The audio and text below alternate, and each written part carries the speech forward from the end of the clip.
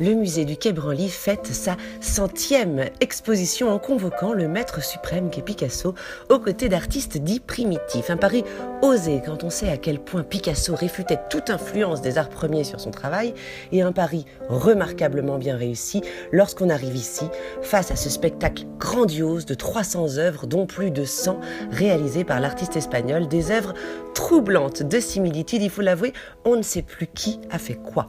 Alors pour la petite histoire, au début du XXe siècle, Picasso va faire la découverte de ses arts premiers. D'abord chez son ami Derain, en tombant en extase devant un masque du Gabon, et puis lors de sa visite mémorable au musée du Trocadéro, qui est aujourd'hui d'ailleurs le musée de l'Homme, une visite qui va bouleverser à jamais sa vision de l'art. La première œuvre qui en découle, eh bien, ce sont les célébrissimes Demoiselles d'Avignon, une œuvre que Picasso qualifiera d'ailleurs d'être sa première toile d'exorcisme.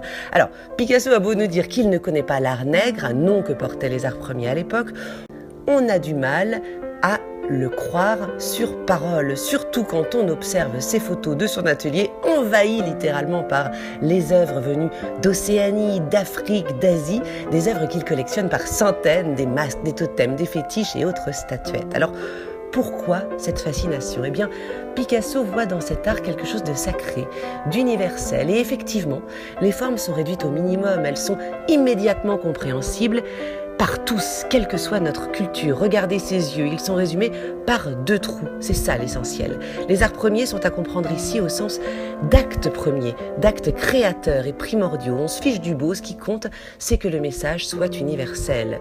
Universalité aussi dans cette exposition qui sera accessible aux personnes en situation de handicap visuel, avec des moulages d'œuvres permettant de les toucher, de les comprendre, avec des guides en braille et un parcours aménagé, une initiative trop rare qu'il faut absolument saluer. Voilà, une exposition magique, vous l'aurez compris, au sens propre comme au figuré.